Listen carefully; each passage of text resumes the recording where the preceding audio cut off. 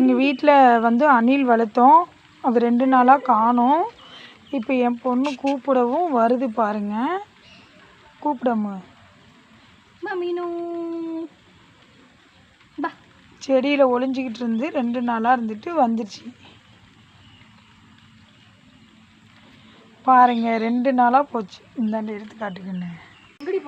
திராட்சை செடியில் 2 நாளாக ஒளிஞ்சிட்டு இருந்துருக்கா. இங்கே பாருங்க, மேலே ஓடுறா. மீனு மீனு மீனுக்குட்டி மீனுக்குட்டி இங்கே வாங்க.